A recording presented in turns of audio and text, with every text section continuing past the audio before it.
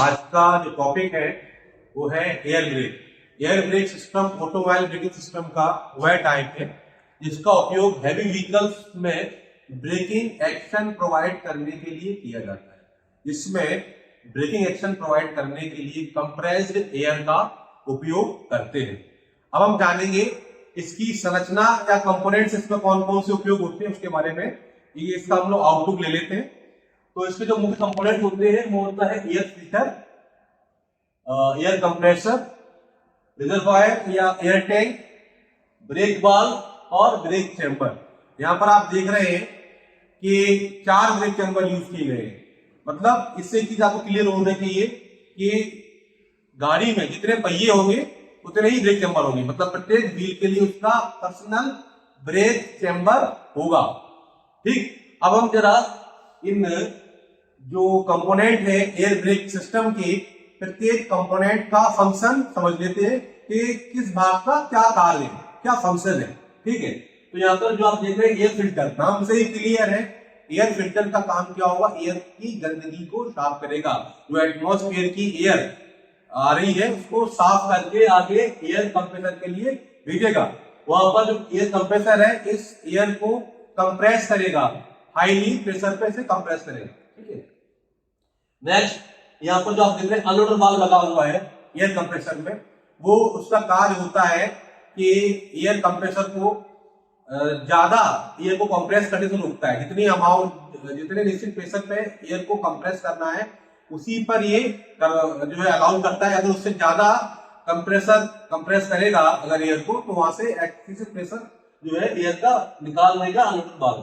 ठीक है, next air compressor के बाद कंप्रेस की हुई जो एयर होगी वो रिजर्वायर में आएगी। रिजर्वायर का एक दूसरा नाम एयर टैंक भी होता है। इसमें कंप्रेस की हुई एयर यहाँ पर एकत्रित होकर रहती है। ठीक है, इसमें एक सेफ्टी वाल्व लगा हुआ है। सेफ्टी वाल्व का कार्य क्या होता है? जैसे ही टैंक में एयर का प्रेशर ज्यादा होता है निश्चित अमाउंट से, तो वो सेफ्टी वाल्व ओपन हो जाता है और एक्सेस एयर प्रेशर को निकाल देता है।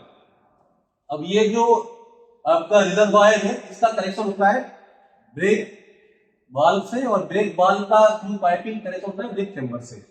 अब ये ब्रेक वाल्व क्या करता है? ब्रेक वाल्व जो है, ब्रेक वाल्व का संबंध रहता है ब्रेक पेडल से। जैसे ही ब्रेक पेडल ऑपरेट होता है ब्रेक वाल्व ऑपरेट हो जाता है। ऑपरेट होने से क्या होगा? ये वाल्व खुल जाएगा और जो रिजर्वायर में जो कंप्रेस्ड एयर है वो कंप्रेस्ड एयर ब्रेक चैम्बर तक पहुंच जाती है। ठीक है, अब आपको मैं बताता हूं ब्रेक चैम्बर जो होते हैं, ब्रेक चैम्बर क्या होता है आपको पता होना चाहिए। ब्रेक चैम्बर क्या चीज है, ये क्या काम क्या करता है? ब्रेक चैम्बर, ब्रेक चैम्बर का कार्य होता है एयर प्रेशर को मैकेनिकल वर्क में कन्वर्ट करना।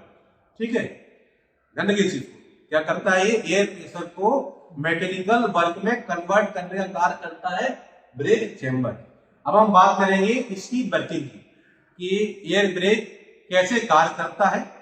ठीक है, तो जरा आइए, जो ब्रेक जैसे ही ड्राइवर ब्रेक पेडल को प्रेस करेगा तो प्रेस करते ही क्या होगा? ब्रेक वाल्व जो है ओपन हो जाएगा।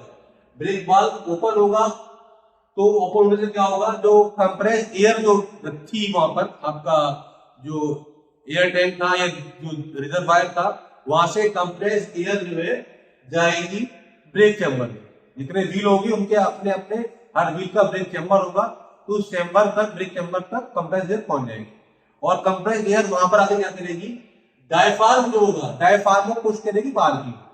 जैसे ही डायफ्राम बाहर की ओर पुश होगा तो ये ब्रेक शू ऑपरेटिंग कैम को ऑपरेट करेगा, और उसकी ऑपरेट होते क्या होगा? जो ब्रेक शू है वो बाहर की ओर एक्सपेंड होंगे, और बाहर को एक्सपेंड होंगे तो क्या करेंगे? रोटेटिंग ड्रम जो है उसको होल्ड कर लेंगे, वो ड्रम जाम हो जाएगा, और ड्रम के जाम होते ही ब्रेक अप्लाई हो जाएगा।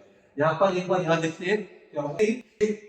ब्रेक शू ऑपरेटिंग कैम जैसे ही एक्टिवेट होगी थ्रू डायफ्राम, तो क्या करेगी? ये जो ब्रेक शू है, ब्रेक शू को बाहर की ओर एक्सपेंड करेगी, और इसके एक्सपेंड होते ही क्या होगा? शू जाके रोटेटिंग ड्रम से चिपक जाएंगे। ठीक है, और चिपकते ही क्या होगा? ये जो ब्रेक ड्रम है तो जाम हो जाएगा और ब्रेक अप्लाई हो जाएगा।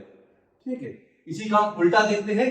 जब ड्राइवर कि जैसे ही ड्राइवर ब्रेक पेडल को रिलीज करेगा तब क्या होगा?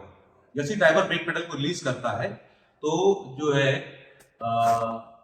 जो पेडल है वो ब्रेक रिटर्न स्प्रिंग के माध्यम से जो है अपनी प्रारंभिक अवस्था में आता है और ब्रेक वाल्व क्लोज हो जाता है। ब्रेक वाल्व के क्लोज होते ही जो ब्रेक चैम्बर में एयर प्रेशर जो है उसका ड्रॉप हो जाता है। ठीक है, एयर प्रेशर में कमी आती है और जो ब्रेक शू जो है धीरे धीरे अपनी ओरिजिनल पोजीशन पे आ जाते हैं। ठीक है, और इससे क्या होगा, इस वजह से जो ब्रेक ड्रम था जो जाम हो चुका था वो ब्रेक ड्रम फ्री हो जाता है और फिर उन्हें मूव करने लगता है। तो ये प्रक्रिया थी एयर ब्रेक सिस्टम के बारे में। मैंने आपको यहाँ बताया है कि एयर ब्रेक सिस्टम कैसे काम करता है, इसके मुख्य कंपोनेंट कौन कौन से होते हैं। ठीक है, इसमें अगर आपको कोई डाउट रहता है तो आप मुझसे कमेंट सेक्शन में पूछ सकते हैं। Thank you.